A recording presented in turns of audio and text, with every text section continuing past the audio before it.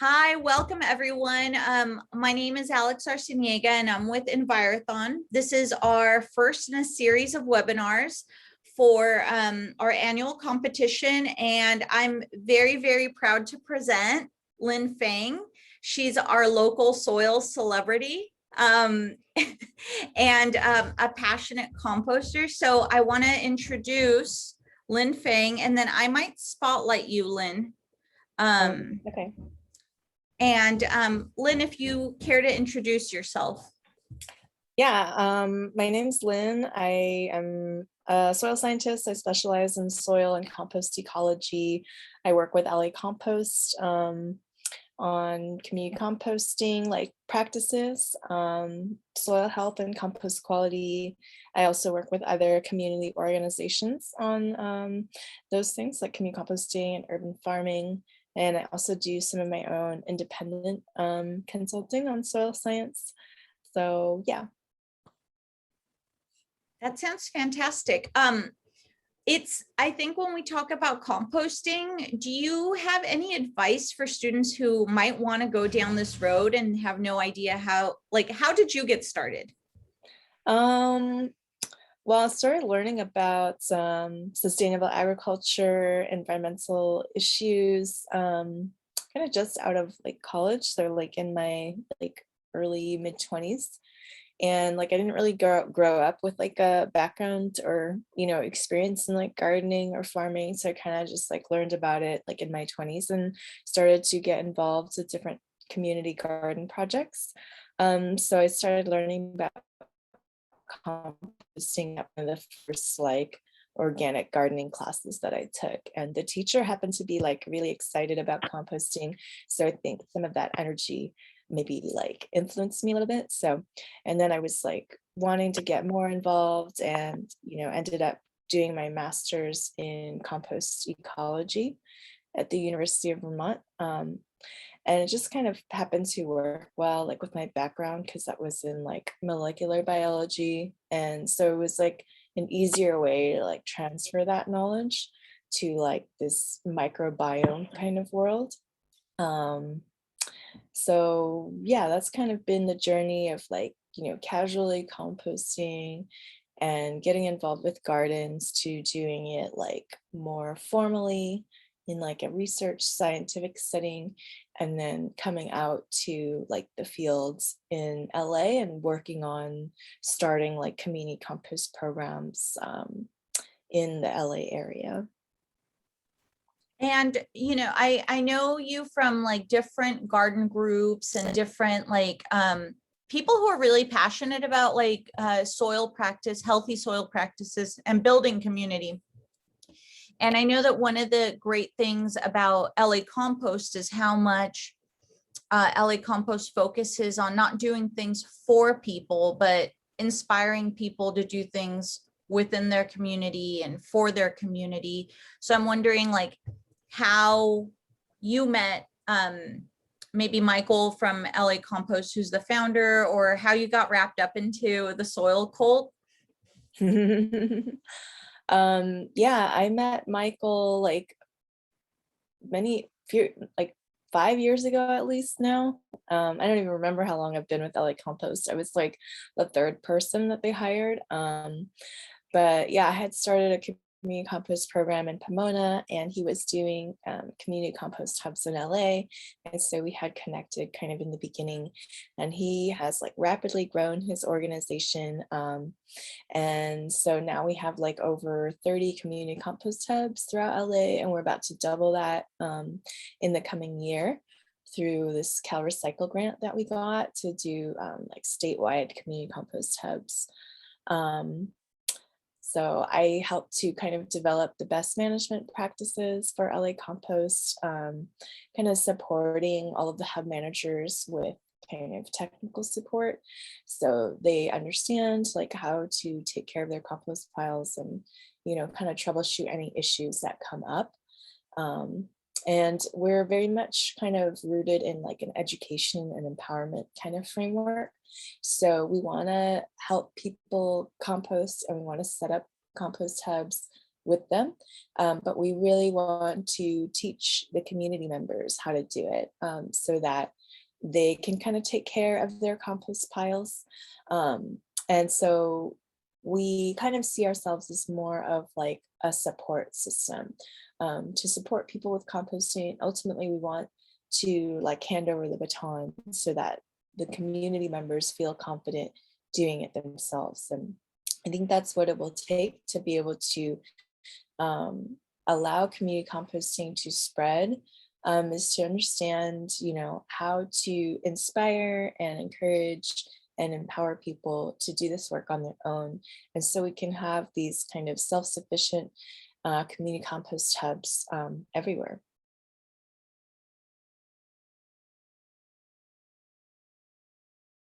Oop. All right, sorry, I was still on mute. So what do you think? I find that whenever we try to do community compost hubs, one of the biggest challenges is getting the notion of like, oh, I'm just going to drop it off somewhere. How do you inspire the connection between, the people who want to do good work and want to compost to reduce waste and really get them to see that it's more than just dropping things off? Like, how do you incorporate like the full cycle of composting? I think it can be hard, especially for people who have mostly lived in like urban areas and haven't had as much exposure to gardening or nature. So I think if they can, like, get them out to a farm where they're doing composting and food production. And so I think it's very powerful to see that whole cycle of like food waste coming in, build compost pile, turning it into compost, creating the soil amendment, then applying that soil amendment to the garden, watching seeds grow and food grow from that soil, from that compost, and then seeing that like harvested food, plant trimmings, food waste go back into the compost. I think seeing that full cycle is very powerful. So it is helpful for people to be able to spend some time on a farm and kind of see that whole process, and you know even better to like experience it for themselves. So to actually engage in the work and practice doing some of that themselves, I feel like that really kind of helps to embody that experience and understanding of this whole cycle. So that way, when you're back into your apartment and you're separating your food scraps, you know like where it's supposed to go within that cycle of life and food production. And then yeah, so it is powerful to like be at these sites. And we want to advocate for more community scale sites because it really reduces your transportation need, really improves your community connections and overall health. And you have that healthy soil available locally that supports healthy food production locally. So it really increases access to these things for these communities. And that reduces like the carbon footprint while providing a lot of like community benefits as well. So like compared to that, in contrast, these large scale like industrial compost facilities, they're very large, require a lot of capital, like technology, infrastructure, and they take a lot of transportation generally to get processed. The quality is generally not as good, and the finished compost is generally not as accessible to the community that generated the food scraps. And yeah, typically the quality just isn't as good as in the community scale. So that's why we advocate for community scale systems. It's just like much more human centric. So gosh, I have so many questions after that. That was pretty great. One would be on a community and people level, I think, and the second one would be more microbiotic. So I'll get on to the easy stuff first, which is like, how do you determine quality of compost? Like, how can you say that one is better than the other? And then two, and address them whichever order you'd like. Two, I think it's hard for me personally to distinguish issues with climate change and large impact and CO2 and pollution from the human factor, which is how some communities who may be more impoverished are going to feel the impact of these environmental issues. And I'm wondering how you would tackle that in terms of LA Compost. How do you involve these disenfranchised communities who are not really either given an opportunity to advocate for themselves, or their neighborhoods like in South LA have been seen as a dumping ground? And I guess what the vision is for that. Yeah, it's a really good question. Community composting, I think, really helps to alleviate environmental justice issues. So yeah, the idea behind environmental justice is that like these low-income communities have greater pollution burden with more toxic industries being sited in their communities, including these industrial compost sites. Can use a lot of machinery, so it can generate pollutants and also noise. So it's not as pleasant as like a community garden in your neighborhood. So which is like much less polluted. And so that's where we focus on these more small scale community gardens. But even if we do expand to larger scale, like it can still be community based as a large scale composting system. And that's kind of something new that we want to be able to demonstrate. For example, our largest new site is at Griffith Park, and we have just gotten an electric tractor. And so like we're still able to use heavy machinery to manage our piles, but we're not contributing to pollution. So that's like one way to kind of address these issues with these like larger industries.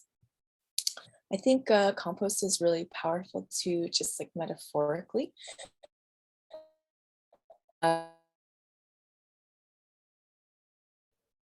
Just to new soil amendment, soil fertility, the potential to grow new food and feed people and heal people. And so I think that process and metaphor is very powerful as a way to kind of reconceptualize and rethink how we think of waste. So kind of eliminates this idea of waste and sees it as part of this like transformational process where all like nutrients and compounds are transformed and recycled in the ecosystem.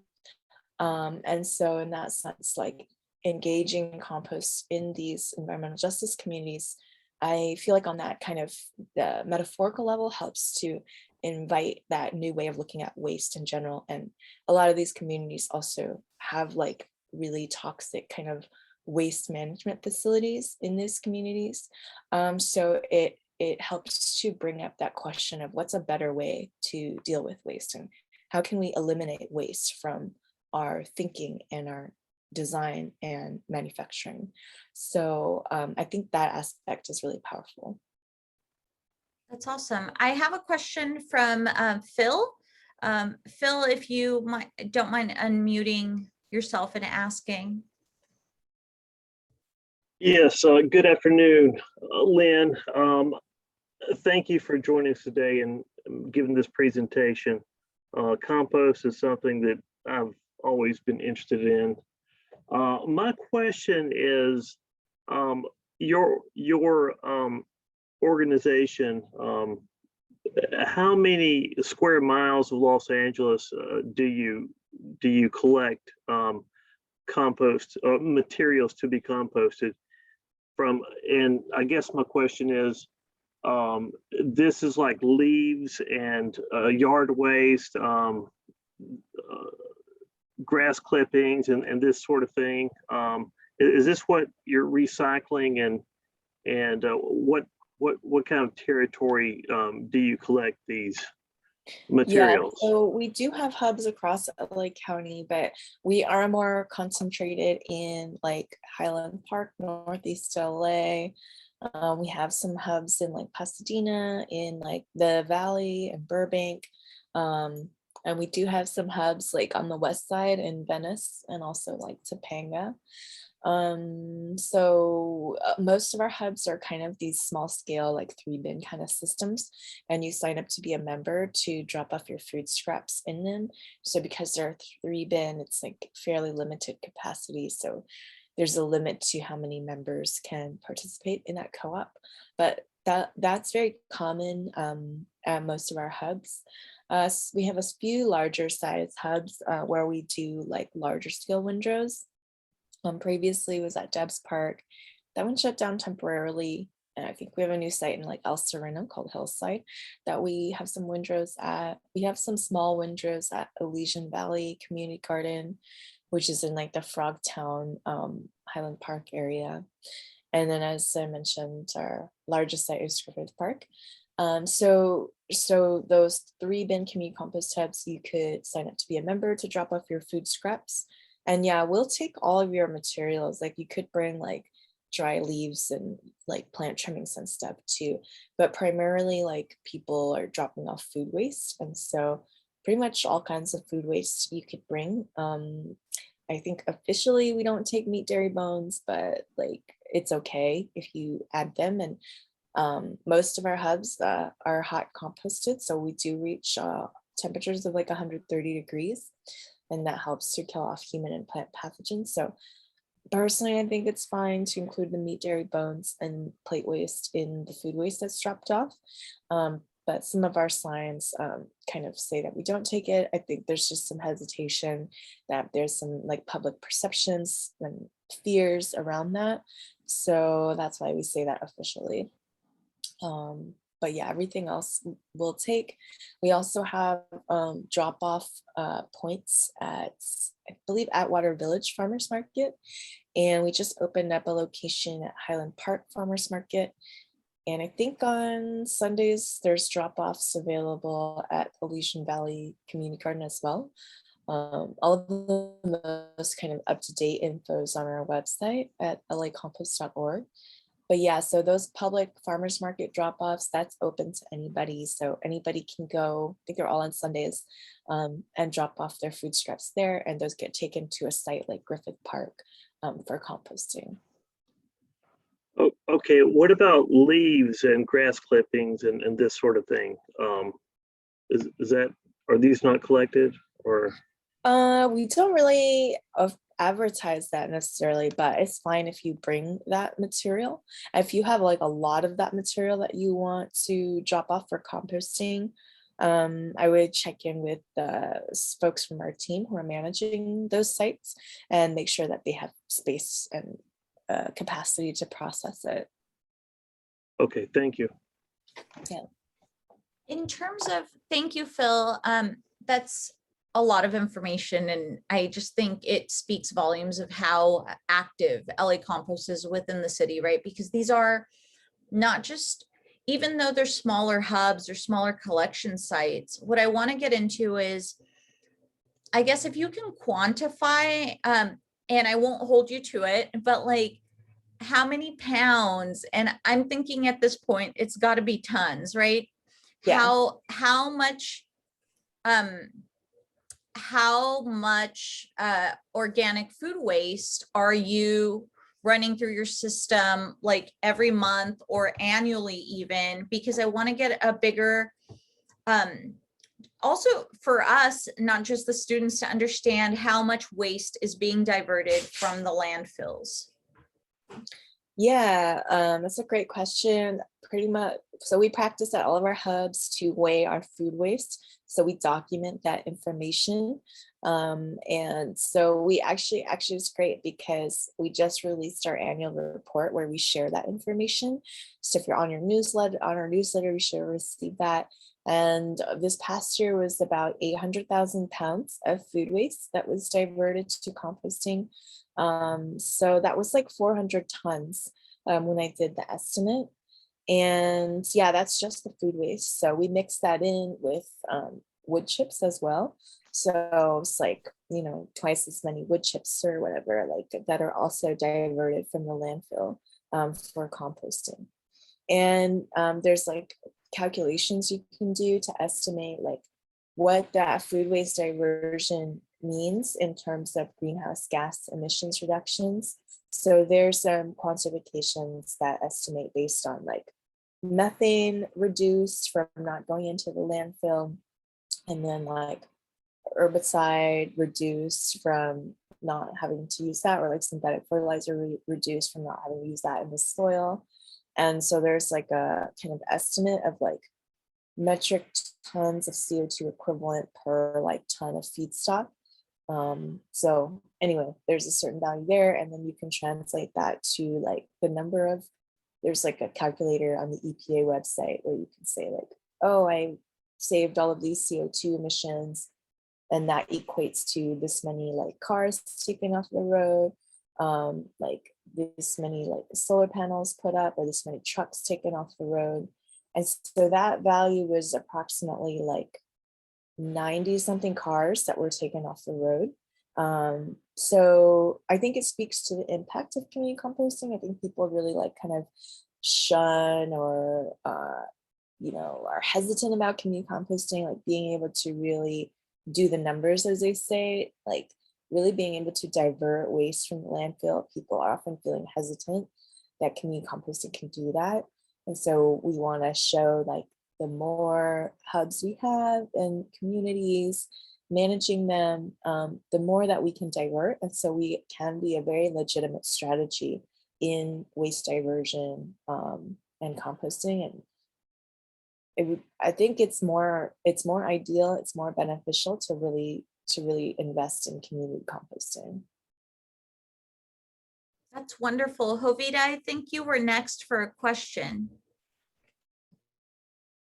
Yes, Lynn, I also want to thank you for taking time and sharing your experience and knowledge with us.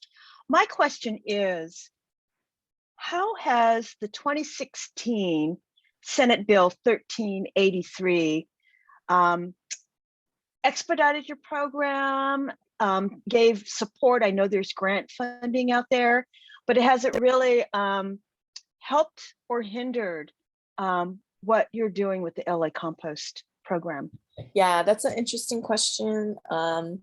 It's helpful. It generates more awareness and support for composting. So there has been more funding created for community composting projects as a result of this bill. Like cities, there have been previous like mandates for commercial food waste generators and also cities to develop composting plans and programs. And that has been voluntary in the past, so it's kind of more encouragement. So some cities have adopted like formal compost programs, and then some cities haven't. I think one of the like potential places of like where there's like maybe some competition or like different perspectives on the best way to process this material is like a lot of people like these large scale systems, like large scale compost facilities, waste transfer stations, or anaerobic digesters, because they feel like, you know, you can just collect and truck all of the material and, you know, just take it to this facility, and I don't know, you can get all of your numbers and you don't have to worry about it. But it's not necessarily as beneficial for communities as like these smaller scale community scale systems. So going into the future of looking at like how to divert food waste from the landfill and how to process it into compost, I think we really advocate for this community scale compost because it produces better quality soil amendments, more healthy soil, more healthy communities. So there's this kind of larger community benefit that is also really important that we want people to keep in mind. So it's not just compost, it's also how you compost it that's important. I'd like to add a follow-up question, if I may. So does the city of LA have an ordinance, or is it for diversion and recycling and composting, or is it just really just a voluntary program? I think the city of LA has been working on it for some time. The city is divided up into like 11 sections or something, and various sections are contracted out to different waste hauling companies to develop composting programs. And the city still works, and we still talk to the city too. So the city just passed this like healthy soils kind of strategy where they want to invest more in healthy soils programs. And so they do want to support community composting. So I think for cities, like, I think maybe in the past, they were presented with just one option essentially of like industrial composting. And now they're being presented with other options. So there's industrial, but there's also community scale, and there's also home composting. So like, for example, the city of Burbank was paying LA Compost to teach home composting workshops, and LA County does that too. And that also helps to reduce the to get more diversion numbers, because if people are composting at home, then they're not putting it in the landfill. So these are all different strategies that the city can use. And so that's what we're trying to work with them on. Yeah. That's great. Thank you for the questions. So we have a couple of questions that were emailed to us. One was from Caleb, and he wanted to know what has been the biggest challenge in terms of, let me double check that I'm asking this right. 1 second. I think it was to make sure that one is scale and efficiency of the operation, and hold on. Sorry, I'm reading. Okay. So one is, what has been the biggest setback in terms of, are there any pollutants that are getting into the actual waste stream? How do you solve for that? And the follow-up to that would be like, any plans to process biosolids in the future? Yeah, there are contaminants. So, well, like things like plastic, glass, and metal, like can't really be composted. So those are considered like contaminants. But there's also like chemical contaminants. Mostly like most pesticides and pharmaceuticals and things will break down. I mean, sometimes it's like not 100%, but it's like the composting process mostly breaks those things down. There's other compounds like chemicals that don't break down very easily. So there's been a contaminant recently that's gotten a lot of attention. It's called PFAS, PFAS, which stands for perfluoroalkyl substances. And it's a class of chemical compounds that makes substances like grease resistant and moisture resistant. And it's used everywhere in manufacturing. So it's used to like make carpets, in home constructions, in like textiles and like clothing and boots and stuff like that. So it's kind of everywhere. Unfortunately, it persists in the environment. It doesn't break down, and it's very mobile. So it travels through waterways and also travels through plants and animals. So it can accumulate in animals, and then it can accumulate in our bodies and cause chronic health issues. So this has been a major issue. It showed up in compostable foodware products recently. And so it's these like brown, like compostable plates that have a little like Teflon liner on them. And that's what keeps the plate from falling apart, like when you put like hot food in it. So it's like heat resistant, moisture resistant, grease resistant. So it'll stay solid so you can eat your food. But unfortunately, like they're touted as compostable. Unfortunately, when they go into the compost pile, they still don't break down, and then they accumulate. And, it just continues to accumulate in the environment, like where the compost is like being spread and such. And so it becomes this kind of long-term contaminant issue. So these companies that make these products are trying to make their certifications more strict. So they are not going to include like PFAS products in their, biocompostable certifications. For us and community scale, generally like small scale processors, like we're just going to reject all compostable foodware basically, because it's going to be, there's so many different kinds. It's going to be hard for a site manager who has a lot of stuff to deal with, like to pick apart these individual compostable like foodware pieces. And sometimes it's really hard to tell them apart. So we just say, no, like we don't take them there. If you think about like what's feeding the soil microbiology and our food that we're growing in the soil, like bioplastics are not necessarily like a good food source. So I think we really have to rethink our approach to bioplastics. It's not just what can break down, but what can actually like nourish the soil ecosystem and be like a beneficial food source. So I think that kind of area could use some work. And so anyway, PFAS is one of the major contaminants, and unfortunately all we can do right now is just say no to that stuff. Yeah. I think one of the challenges, if you're trying to be green, or if you're trying to be sustainable, or if you're trying to use all of these terms that are so hip to use right now, and everyone means well, but there's so much greenwashing happening with products, and learning about PFAS is very heartbreaking in a sense, because it seems more like a forever chemical rather than something that has like a half-life. So that's a challenge. I think Jovita had another question. Yes, Lynn, I was interested in knowing what are some of your larger challenges? And it's a two-part question, because I'm also interested about any complaints from the community or the public about any odor or any nuisance, real or perceived, like perhaps it's attracting rodents or other undesirable vermin. Yeah, good question. There's generally a lot of fear around composting being smelly, attracting pests. And so we try our best to teach everyone how to compost so that we don't generate odors.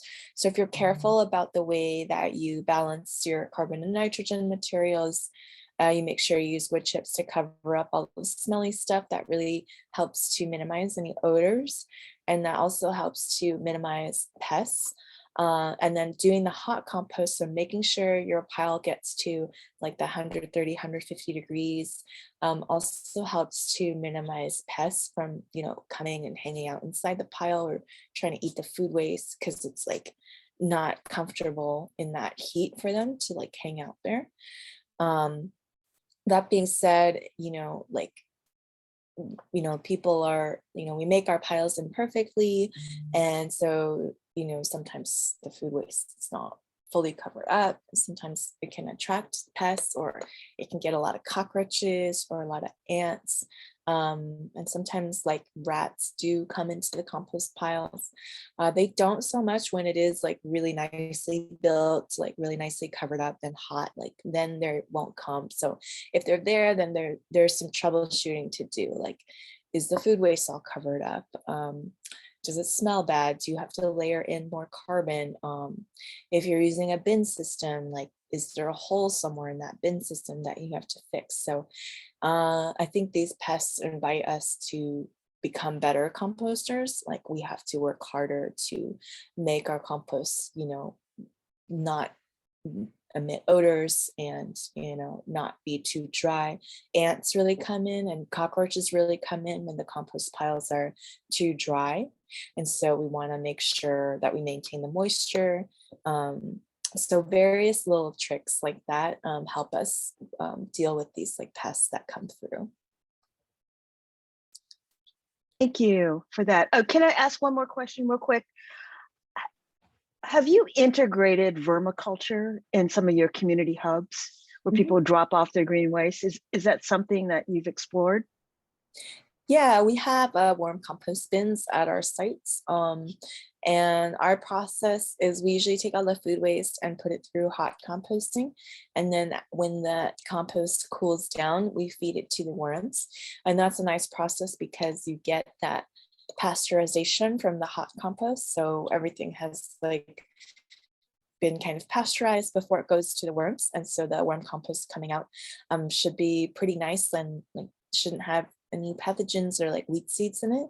So that's what we do at some of our sites. Yeah, we don't have worm bins everywhere, but many of our sites we have worm bins. Yeah. That's awesome. Thank you. Backing up, because I think that when I first met Michael and ran into LA Compost, I was at Michelle Terena and I was really trying to get a compost hub going there. And the parents were really into it initially, right? And then it gets hard. I think we had the challenge of, we started with at the lunchroom, and then we would have the kids carry it to the compost bin. So I'm wondering if you could give us like a brief rundown of what the carbon to nitrogen could look like. I know there's a ratio, but like it's not 1-to-1, right? So it's like something could have a lot more carbon even though it's smaller. And what do we do when it's stinky and gets anaerobic? Yeah, I do think 1-to-1 is kind of a good ratio to start with. I would say like between 1-to-1 and 2-to-1 of your browns to greens ratio, so your carbon to nitrogen. So to err on the side of caution, you could have more wood chips, which is like brown carbon material. And wood chips are really great at absorbing odors and absorbing extra moisture. So when you get compost like smelling, that's an indication it has like some anaerobic areas. So that generally means there's like too much nitrogen, or the material is too wet, so it's clogged up all of the air holes, so the air is not flowing through as well. So again, wood chips are really helpful with that. If it's too wet, help to absorb the extra moisture. And then it's too much nitrogen, so it provides carbon.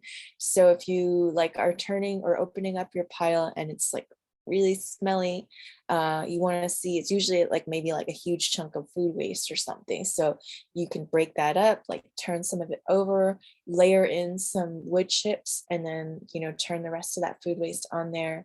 So try to break apart that stinky mess and layer in like wood chips. So that's how you troubleshoot the pile. Generally speaking, you're kind of coordinating your carbon nitrogen balance, your browns to greens balance, and then you're also managing airflow and moisture. So generally, if there's an issue, you want to look to those 3 or 4 things. So you know, is my C to N ratio off balance? Is there enough moisture? Is there enough airflow? And those are the things you want to keep asking in order to improve your compost process. Awesome. Does anyone else have any questions before we wrap up? Hi, Lynn. This is Lauren Sullivan with NRCS. Sorry, I had to call in. My internet is down. But I was just, I know it's tough out here. I was curious, what type of benefits are your co-op, you know, these compost co-op members who are getting, you know, finished compost products to bring back to their homes and their gardens? I was just wondering if you could speak a little bit to the benefit that is for their plants and their communities. You know, we have some pretty rough soils, some pretty degraded soils in LA County, and how these soil amendments can really benefit our urban ecosystems. Yeah, so compost has a lot of benefits to the soil.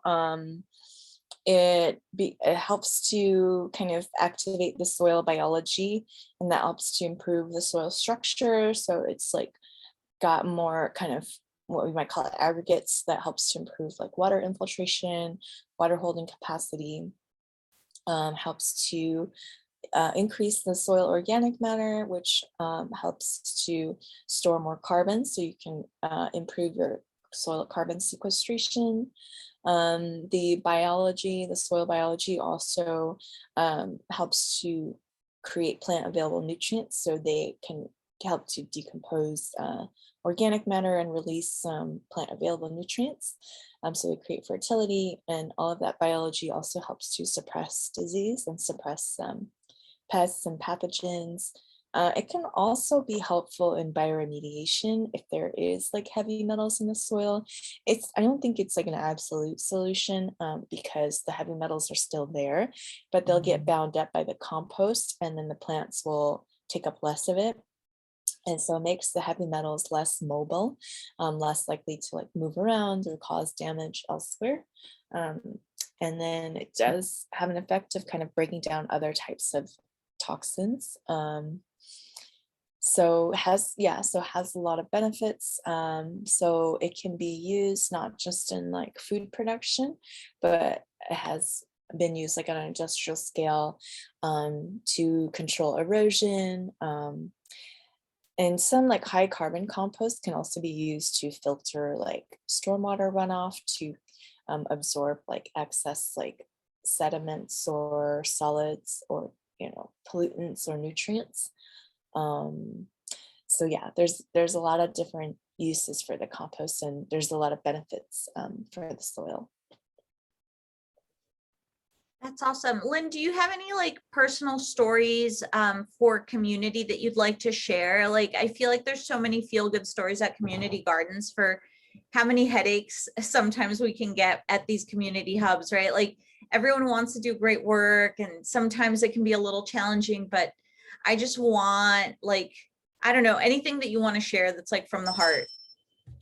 I think it's really like really awesome to see the kind of learning process when people like just come to the compost pile and like they are just kind of guessing how much like of different materials to layer into the compost pile, and they can't even, you know, tell the difference between different types of organic matter, like, you know, not being able to tell the difference between like manure and compost, or like soil. It's like and then as they engage and practice the composting, they're able to distinguish those things. They have a good sense of like how they should be layering the materials, what the moisture content should be like, what it should smell like, what it should feel like, how it should function like in the soil. So I think it's really encouraging to see that process, to see like, oh, like, you know, this doesn't have to be some foreign thing that's like scary and smelly and gross. It can be like very clean and like healthy and like connecting and restorative. So I think I really like that shift in the perspective I see. And also like dealing with this like smelly food waste materials can be like kind of gross at first. There's sometimes like trash you have to pick out, and the more people do that, like the more kind of comfortable they get with it and the less kind of like gross and like put off by it they are. So I find that to be really cool to see. So I really appreciate seeing that.